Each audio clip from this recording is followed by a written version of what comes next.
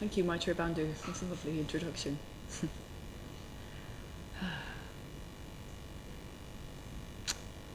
So I guess two things to tell you about me before I begin.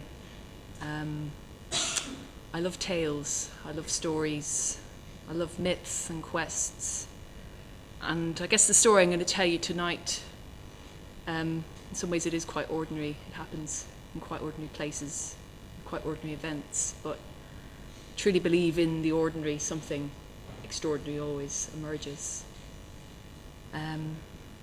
Secondly, this isn't a tale designed to convert you to a newer, better way of being, like my way of being. This is merely, I guess, me explaining what is ultimate in me and how it responds to what's ultimate in the universe. So the historical facts. I'm from Ireland. So I was born in 1983. I'm the oldest of 4 siblings, and I was born in a small town in the middle of Ireland called Portlaoise. So I spent the early part of my childhood in a house my dad designed and built. So he was an architect, my mum a nurse. We later moved twice, to move in with my granddad and care for him, and then the house my parents now live in. So yeah, I grew up in 80s Ireland. Not the happiest of places.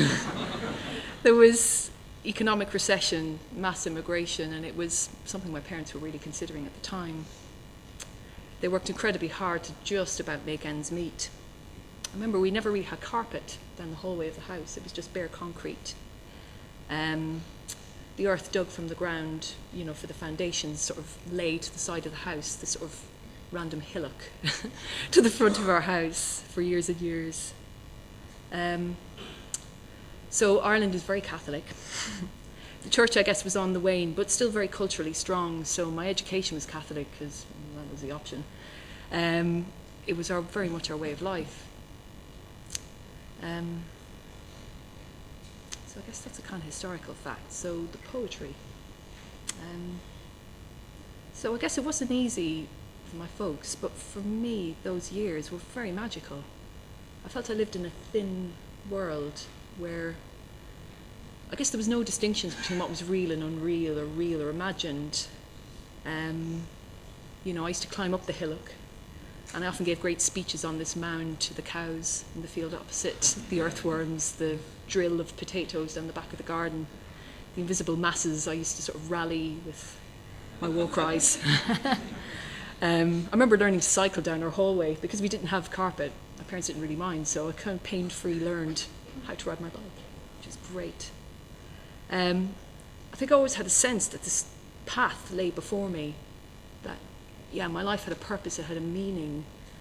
I was also acutely aware ours was a suffering world, probably because, 70 miles just north of us, there was sectarian violence between Catholics and Protestants on a daily basis. I was also very aware of what was happening in the world, and I guess full of communism in Central Europe, of famine and nuclear accidents all over the world. Really, really felt that. I also played a lot of music, took art, wrote, danced, and I too had a magic tree. I always think of this tree in my grandparents' garden, this horse chestnut tree, that really loomed large at the back of the garden. And I see myself often at that age, I was a seed, the fruit of the horse chestnut trees, the conker, and this gorgeous brown seed, and it's encased in this big, thick green husk that keeps it safe, and it's spiky, and in autumn time it falls to the ground, and I'm an October baby, so we're always present around that time of year. And that was me, and that was my potency. But I guess I sort of didn't realise I imbibed cultural Catholicism, but I did, and it was interesting. I suppose in some ways it's not unlike what Buddhism says. Life prepares you for death, and you try to live somewhat a renunciant life, or a life of taking, renunciation in response. But I guess, unlike Buddhism that encourages you to expand your mind and transcend it, I think Catholicism teaches you to squash it, to be small, not to aim too high, to know your place, to feel fearful and guilty. And you don't quite know why, but your life is all your fault. This imperfect world is all your fault. And And that was the kind of sense I sort of held. I think I was growing, as kids do, as it happens, but I felt as though my mind was stuck in that conker shell. Like that green husk had sort of turned brown and old, and my mind, the seed, should have ideally expanded out, but it couldn't. There was something about the beliefs I imbibed that told me to stay small, that kept my esteem really low and filled me with a lot of self-doubt and a lot of self-hatred. Sort of took it in a bit like a poison. Sort of filled me. I grew up in a very, very supportive parents and very loving family, but I don't think we could really tell each other how we felt and show vulnerability, praise a great deal, or I felt often secrets hung heavy and low. So that's the kind of context. But regardless of that, there's an innate potential in us all to grow and transform. And I too, grew. I knew something in me could grow. One thing, cultural Catholicism, and my very practical parents who survived more recessions than I could ever know told me was, get a good, steady, pensionable job. You could save the world in your spare time and do all that artsy-fartsy stuff at the weekend, but, make sure you have a job that survives recession. So I had an existential crisis at 16, as you do, and decided out of that, randomly, I'd become an occupational therapist. So I said my mum was a nurse and told me about this profession that quite intrigued me. I didn't quite get the grades to study in Ireland, so I moved to the UK, to Liverpool, to study. And being Irish is very much a part of me, but I think the best thing I ever did was got the hell out of there. I got to Liverpool and it felt as though the blinkers just kind of came away. I met people, I tasted food, I heard music from around the world in the UK, and I loved it. I lost 4.5 stone. I became this feminist, atheist, vegetarian activist. Spent some time in East Africa on a work placement. I used to organise gigs for local charities. I fell in love for the first time. Learned for the first time that I could be loved. Never really had that sense. I was quite surprised. Okay. And not only that, but I guess people wanted my friendship and valued my friendship. And it was quite profound to learn that in my early 20s. Spent 3 years in Liverpool, and then I qualified as an occupational therapist and got my first job down in London.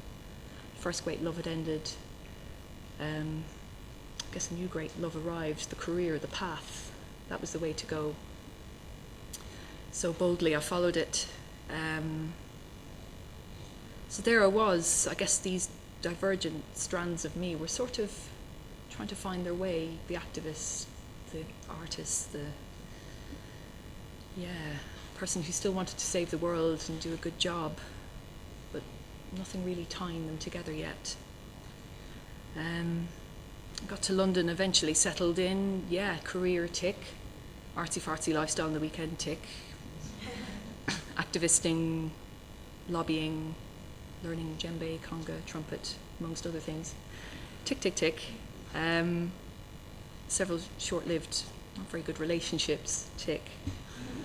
But these weren't quite it. This wasn't quite it. It wasn't coming together. I'm still stuck in that conquer seed, still stuck in that small mind. Whatever I did, it just wasn't enough. I don't think I really stuck at anything long enough to really...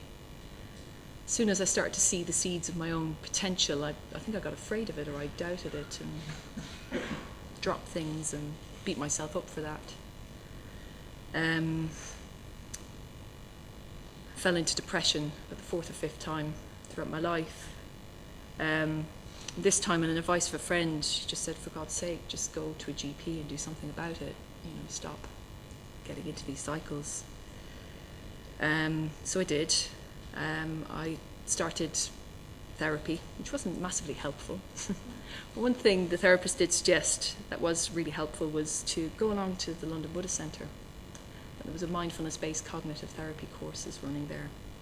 I thought, that sounds good. Meditation, cognitive therapy. Buddhism, don't want to be converted here. But I went along. I went along and I gave it a go. Met Maitreya Bandhu and another friend, Vandana Jyoti, he was co-leading that course. And what happened? Feels like it was kind of the slow undoing of all the wrong views, this knot, this the undoing of the shell, this conquer shell my little seed mind was stuck in. And this coming out, this emerging continues to this day. To draw from the life of the Buddha, it feels like the earth goddess. I love that image of the earth goddess coming to witness. It feels like something of that, something bigger, came to witness me and say yes. Give me confidence. I guess what did I learn? I mean, it's funny, on these courses they don't use the language of Buddhism, but what you're learning is the Dharma. What I slowly started to learn is to turn towards my experience, not run away from it. That my thoughts aren't facts, and I'm not this fixed being. I'm not always going to be this small shell of a person, that I have the potential to become a Buddha. You know, I'm not, subservient to any God Almighty. I learned a new way of relating to ethics, that things weren't good or bad, they weren't right or wrong, there were no morals, but I still had moral agency. And in some ways it made me more accountable for how I acted. It taught me metta for myself and metta for others. And not that kind of sticky, you scratch my back, I scratch yours, friendship or love. Like, just really wanting what's best for people without any just wanting what's best. So I went away and the meditation practice slowly grew from there, and didn't really go back to the centre for a while, and so that Maitreya Bandhu guy's leading another course. Maybe I'll go back. And so I did. Along that course, thought, God, these guys talk about retreat an awful lot. But yeah, subliminal advertising, it does. It gets in there. It creeps in. So I thought, well, maybe I will do a retreat. So I did a weekend retreat. Then decided, maybe I'll do another one. Decided to do another long summer open retreat, and I think that was my first winter, like the equivalent of this for you who are here for the first time. It's my first wide open retreat. And just gradually throughout this process, I guess, still didn't want to be converted, but I guess my mind was turning towards what I was being taught, what was coming towards me, and not just the Dharma, but the Sangha. I think that was big realization, is the power of Sangha. Did some more retreats, and I think on an Easter one I met down in Utah for the first time. Yeah. And I don't know where it happened. It was somewhere in 2013, and it was a bit like a rumble from the deep, sort of a bubble from deep in the earth and pool that just comes to the top. And I thought, maybe I'm a Buddhist. Maybe. So yeah, in 2013, it was the same ceremony as Pranyamanas, actually. Was he there? Yeah. We became mitras together. So what came thereafter?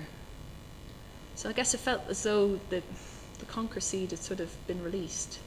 It found its way in the soil, and as it did, my world kind of fell apart. So the career path, in absence of saving the world, the path I thought, that'll be the one. Yeah, it fell apart. I was in a job I loved, but it just absolutely burnt me out. Completely burnt me out. And I think buoyed up with my confidence, just becoming a mitra and having faith that, I guess just having faith and courage that I have my own moral agency, I can trust where my life is going. I decided to leave London, and I took myself to Mexico. So I had a very good friend who lived there, and I had a wonderful holiday there in the year previous, and thought, I'm going to go forth, and that's where the journey's going to start. I'll probably see the rest of South America and, find myself in a sort of Hollywood movie way. So I went to a very small village in Oaxaca, up in the mountains, and God, everything just sort of fell apart. Everything I thought that gave me value or that was me, this identity of me really didn't hold sway up there. You know, I was sort of professional about 5 or 6 years standing. I thought I was quite clever, I was quite articulate, socially adept, blah-de-blah. This still really didn't matter in a small village where I couldn't speak Spanish, I couldn't hold a shovel, I couldn't make tortilla, I couldn't light a fire, I couldn't be useful. It was a really big theme I had. Yeah, unless I was useful, I had a purpose. Why on earth would anyone want me to be around? And I was completely useless. I felt lost in every sense. And actually I also felt lost without the Dharma. So I took myself away to a small place to kind of find myself, and I found the anchor, the thing that was bringing these threads of me together, was no longer there to keep me anchored. I really missed it. I became some really good friends with women there who were recovering from alcoholism and were working the 12 steps, and I sort of started following that path. And, as a means of self-recovery, discovery, sort of come back together. And it did really help. Eventually I did learn to build with earth and pine needles, learn to do without indoor plumbing, flush toilets, electric showers. Yeah, the comforts of modern living, and just found a real abundance out there in living simply. But realised, there was a sense of lack. There was a sense that the Dharma wasn't there, that was the anchor of my life. That was the thing that was going to keep me together, that all these sides of me that wanted expression could do it most fruitfully through a path of the Dharma. I realised while I was in Mexico, there were a lot of, I haven't gone into it, but I've screwed up quite a bit in my life as well, and there were people I'd hurt and things I regretted, and I wanted to make amends for that.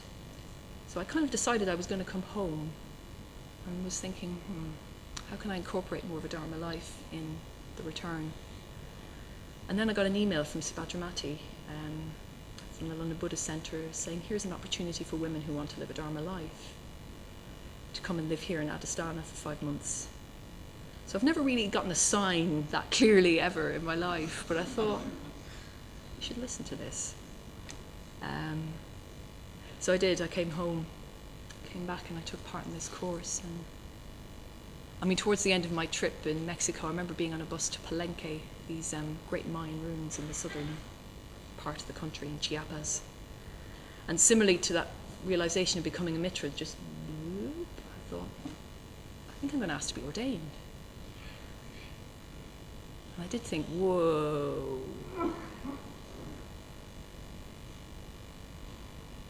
But I thought, okay, let's go with it. So I came back. I spent 5 months here in Adhisthana.